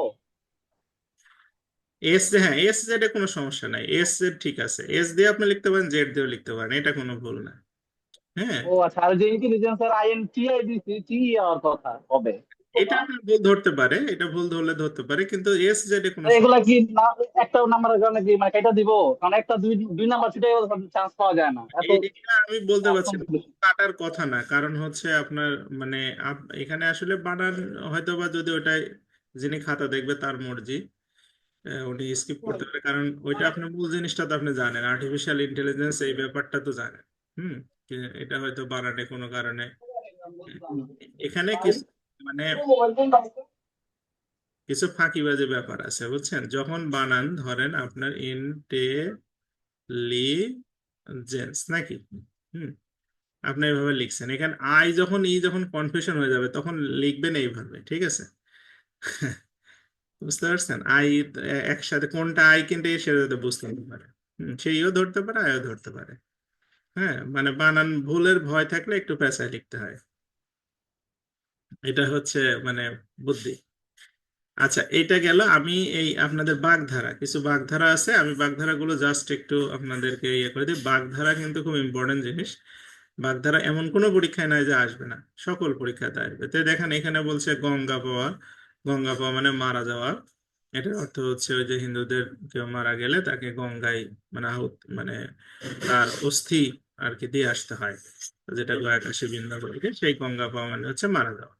গঙ্গা জলে গঙ্গা পূজা, মানে গঙ্গা একটা দেবী আছে যার পূজা গঙ্গা জল দিয়েই করে, অর্থাৎ অন্যের উপর দিয়ে নিজের কাজটা, মানে অন্যের টাকা দিয়ে কাজ শেষ করা আর কি। গজ কচ্ছপের লড়াই, গজ আর কচ্ছপ, গজ মানে তো জানেন হাতি, কচ্ছপ মানে হচ্ছে কচ্ছপ, এরা দুই ভাই ছিল আগে। হুম। মানে এক দুই দত্তের ঘটনা, তারা গজ এবং কচ্ছপ হয়ে লড়াই করেছিল আর কি। এটার কাহিনী ওই যে বললাম না, এটিএম এ দেওয়া আছে, আপনারা এটিএম এ যে ইয়ার কাছ থেকে নিবেন, নোমেয়ারের কাছ থেকে অনেক বিস্তারিত দেওয়া আছে। গদাই লস্করি চাল। গদাই লস্করি চাল মানে হচ্ছে গদা, গদা অর্থ হচ্ছে একটা দেখেন ভারী একটা হচ্ছে যুদ্ধাস্ত্র আছে যেটাকে বলে গদা। দেখতে ঠিক এরকম হয়, হ্যাঁ এরকম সাইজ হয়, বড় সড়ো, হনুমানের হাতে থাকে দেখবেন যারা দেখছেন আর কি। তো এই আগে একটা মিলিটারি অফিসার ছিল, একটা উইং ছিল যারা গদা নিয়ে যুদ্ধ করতো। গদা কিন্তু অনেক ভারী হয়। হুম। তা লস্কর মানে হচ্ছে কি, লস্কর মানে মিলিটারি ফোর্স। তাহলে গদাই লস্করি মানে যারা ভারী অস্ত্র নিয়ে চলাফেরা করে, আলসেমি আর কি। হ্যাঁ মানে আলসেমি ঠিক না, মানে ধীরে ধীরে যাইতে হয়, অত ওজন নিয়ে তো তাড়াতাড়ি যাওয়া যায় না, এই জন্য গদাই লস্করীকে আলসেমি বলে। গড্ডলিকা মানে, গড্ডলিকা প্রবাহ মানে, গড্ডলিকা মানে কি ভেড়া, মানে ভেড়ার পাল একদিকে যায় সবাই সেদিকে যায়, অন্ধ অনুকরণ। হ্যাঁ। গণেশ উল্টানো মানে ফেল মারা। হুম। ঠিক আছে, মানে যা পড়ে গেছে সেগুলো পরীক্ষায় আসেনি। গন্ডায় আন্ডা দেওয়া, মানে আন্ডা মানে কি ডিম, হ্যাঁ ডিম মানে গোল আর কি, ফাঁকি দেওয়া। গন্ধব মাদন বয়ে আনা, গন্ধব মাদন বয়ে আনা মানে কি, এটা বুঝেন নাকি? গন্ধব মাদন একটা হচ্ছে আপনার পর্বত ছিল, এটার গল্প আপনাদের একদিন মনে হয় আমি করছি, রামায়ণের কাহিনী। যখন লক্ষণকে হচ্ছে আহ মেঘনাদ হচ্ছে আপনার ইয়ে করলো, শক্তিশাল আর কি, মানে রকেট লঞ্চার দিয়ে তাকে যখন আঘাত করলো, তখন সে অজ্ঞান হয়ে গেল নাকি। তখন যে চিকিৎসক ডাক্তার উনি এসে বললো যে একটা গাছ লাগবে, গাছের নাম হচ্ছে কি বিশল্যকরণী। বিশল্যকরণী মানে কি, যে গাছে ব্যথা দূর হয়, হ্যাঁ মানে সার্জারি করতে হবে, তাহলে অ্যানেস্থেসিয়া দেওয়া লাগবে, এই জন্য হচ্ছে বিশল্যকরণীর গাছ নিয়ে আসতে হবে। তো সেই বিশল্যকরণী গাছ পাওয়া যায় কোথায়, গন্ধবমাদন পর্বতে। গন্ধবমাদন পর্বতে এখন হনুমানকে দায়িত্ব দেওয়া হলো যে তুমি এটা নিয়ে আসো। তো হনুমান গিয়ে গন্ধবমাদন আর খুঁজে পায়নি। তো সেখানে যে অংশটুকু ছিল, মানে যে অংশে গাছটা হয় আর কি, কোনটা গাছ সে চিনতে পারেনি, সেই অঞ্চলে সবকিছু মাটি টাটি শুদ্ধ তুলে নিয়ে চলে আসছে। তার মানে তাকে যে কাজ করতে বলা হয়েছে তার থেকে অতিরিক্ত কাজ করে ফেলছে। এটাকে বলা হয় গন্ধবমাদন বয়ে নিয়ে আসা। ঠিক আছে। গরিবের ঘোড়া রোগ। গরিব মানুষ ঘোড়া তার মানে যে তার মানে যে বাড়িতে কাজ করে বাড়ির মালিক, সে ঘোড়া রোগে ঘোড়ায় চড়ে, তারও স্বাদ হয়েছে আমি একটা ঘোড়া কিনবো আর কি। হ্যাঁ তার মানে স্বাদ হচ্ছে অতিরিক্ত স্বাদ। গরু মেরে জুতা দেন, মানে গরুকে হত্যা করে সেই গরুর চামড়া দিয়ে একটা জুতা বানায় গরুর মালিককে গিফট করা হয়েছে যে দিস ইজ ফর ইউ, অর্থাৎ বড় ক্ষতি করে সামান্য প্রতিদান। গলবস্ত্র হওয়া, এটা আসে পরীক্ষায়। গলবস্ত্র মানে হচ্ছে আপনার ওই যখন কাউকে ইনভাইটেশন করতে হয়, দাওয়াত দিতে হয়, আমাদের হিন্দুদের একটা প্রচলিত প্রথা আছে, যে গলায় হচ্ছে আপনার গামছা, একটা নতুন গামছা দিয়ে তার কাছে গিয়ে হাত জোর করে নিমন্ত্রণ ইনভাইটেশন করতে হয় যে আমার বাসায় আপনার আজকে দাওয়াত। এটাকে বলা হয় গলবস্ত্র। হ্যাঁ। আচ্ছা। তারপরে হচ্ছে কি এখানে আছে গাছে কাঁঠাল গোপে তেল, বুঝতেই পারছেন যে গাছে কাঁঠালে আঠা যাতে গোপে না ভরে, সেই জন্য সে চেষ্টা করছে। গাছে না উঠতে এক কাঁদি। হ্যাঁ গাছে না উঠতে এক কাঁদি মানে, মানে কাঁদি মানে কি, কাঁদি মানে হচ্ছে ধরেন যে কলার কাঁদি বা নারকেলের যে আহ ইয়ে থাকে অনেকগুলো নারকেল একসাথে, সেটাকে কাঁদি বলে। দেখা যাচ্ছে গাছে অর্ধেক উঠতে গিয়ে সে পিছলায় পড়ে গেছে, তা নিচে যে আছে সে বলছে যে গাছে না উঠতে এক কাঁদি। পড়লো কিন্তু না, সে বলছে আমি পড়ে গেছি আসলে। হম। তো গাছে কাজে না অবতীর্ণ হওয়ার আগেই একটা রেজাল্ট প্রত্যাশা করা। আচ্ছা, এগুলো পড়বেন। এগুলো হচ্ছে এখানে একটা আছে গোদের উপর বিষ ফোঁড়া। হুম। গোদ হচ্ছে কি, গোদ একটা রোগ আছে, ফাইলেরিয়া বলে ইংলিশে যেটাকে বলে। এই রোগটা দেখবেন পা হাত পা ফুলে যায় বা গলা মশার কামড়ে হয়। হ্যাঁ। অ্যানোফিলিস মশার কামড়ে ফাইলেরিয়া রোগ হয় না কি জানি, এটা ডাক্তাররা ভালো বলতে পারবে। তো যাই হোক, সেই তার উপরে যদি বিষ ফোঁড়া হয়, মানে সেটা যন্ত্রণার উপর আবার যন্ত্রণা। গোপ খেজুরের সম্পর্কে একদিন আমি বলেছি যে হচ্ছে আপনার গোফের উপরে খেজুর পড়ে থাকার পরেও যে কি হয় না, খায় না, তাকে বলা হয় গোফ খেজুরে। ঠিক আছে। আচ্ছা, এরপরে গৌড় চন্দ্রিকা। এই গৌড় চন্দ্রিকা বাগধারাটা খুবই রিপিট হয়, প্রচুর রিপিট হয়। আর গৌরী সেনের টাকা, এটাও ইম্পর্টেন্ট। গৌড় চন্দ্রিকা হচ্ছে এই যে শ্রী চৈতন্য মহাপ্রভু নামে একজন আপনার লিজেন্ড আছে হিন্দুদের, বৈষ্ণব ধর্মের উনি প্রবর্তক। তো ওনার আর এক ডাক নাম হচ্ছে গৌর। হুম। তো ওনার সম্মানে যখন কেউ কোনো সঙ্গীত পরিবেশন করে তার আগে কিছু ওনার সম্পর্কে কিছু কথাবার্তা বলতে হয়, এই জন্য এটাকে গৌড় সন্ধিকা মানে ভূমিকা, ইন্ট্রোডাকশন। ওকে। তারপরে আপনার হচ্ছে ঘর বেদি বিভীষণ, এটা একটি আছে। ঘর বেদি বিভীষণ মানে হচ্ছে রাবণের ভাই বিভীষণ। তো রাবণের ভাই হচ্ছে বিভীষণ, তো রামের পক্ষ নিছিল। হ্যাঁ, এই জন্য বলা হয় ঘর বেদি বিভীষণ মানে শত্রু আর কি, নিজের ঘরের শত্রু বিভীষণ বলে। হ্যাঁ। আচ্ছা, এরপরে এগুলো এগুলো সহজ আছে, এগুলো পড়ে নেবেন। আচ্ছা, ঘোড়া ডিঙ্গিয়ে ঘাস খাওয়া খুব ডেঞ্জারাস। হুম। ঘোড়া দেখে খোঁড়া হওয়া, বুঝতে পারছেন এটা কি? ঘোড়া দেখে খোঁড়া হওয়া মানে দেখবেন যে হচ্ছে কোনো যখন ইয়ে চলে আসে তখন মানুষ আরামে চিন্তা ভাবনা করে। হ্যাঁ, মানে আর হাঁটতে চায় না, যদি শুনে যে সামনে আর 2-3 মিনিটের মধ্যে গাড়ি চলে আসবে, আর 2-3 মিনিট হাঁটে গেলাম, একটু ওয়েট করি নাকি। তা আরামের সম্ভাবনা থাকলে পরিশ্রম ত্যাগ করা আর কি। হুম। আচ্ছা, এরপরে আপনার হচ্ছে চকচক করলে শোনা হয় না, সিম্পল ব্যাপার। চক্ষু কর্ণের বিবাদ ভঞ্জন, চক্ষু কর্ণের বিবাদ ভঞ্জন মানে আপনার চোখ একটা জিনিস দেখছে, কান শুনছে আর একটা জিনিস, দুইটা নিয়ে আপনি একটা কনফিউশনের মধ্যে আছেন। সেটা হচ্ছে চক্ষু কর্ণের বিবাদ ভঞ্জন, মানে এই দুইটা যখন এক হয়ে যাবে তখন সন্দেহ থাকবে না। আচ্ছা, তারপরে এখানে চর্বিত চর্বণ, চর্বিত চর্বণ মানে একই জিনিস বারবার চাবানো। অর্থাৎ পুনরাবৃত্তি করা একই জিনিস। আচ্ছা, চিত্রগুপ্তের খাতা, এইটা আবার একটু জটিল আছে, এটা পরীক্ষায় আসে। চিত্রগুপ্ত হচ্ছে যে উম, আপনার এই যে মানুষের যে কৃতকর্ম যেগুলো লিখে রাখে হিন্দু পুরাণ মতে তাকে বলা হয় চিত্রগুপ্ত। ঠিক আছে। আচ্ছা, চীনা বামুনের পৈতা লাগে না, জানেন তো ঠাকুরদের গলার সাথে দেখুন একটা সাদা পৈতা থাকে, মানে সুতার মতো, এটাতে চেনা যায় যে সে ব্রাহ্মণ।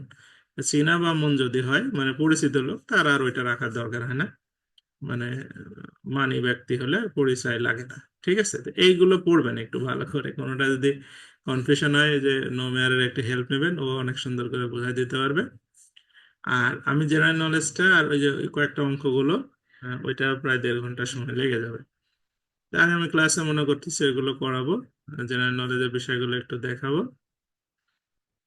আর আমাদের সিলেবাস আউটলাইনে মনে হয় আছে হচ্ছে বানান, কিছু বানান পড়াবো আপনাদের, বাংলা বানান। হ্যাঁ, বানানগুলো পড়াবো, বাচ্চা যদি এখন হবে না, পরের ক্লাসে পড়াবো। ঠিক আছে। তাই আপনারা এই পর্যন্ত মানে কারক সমাস সন্ধি বানান এগুলো, আর পরীক্ষা নিয়েছিলাম আপনাদের, পরীক্ষা অ্যাটেন্ড করছিলাম মনে হয় 3 জন।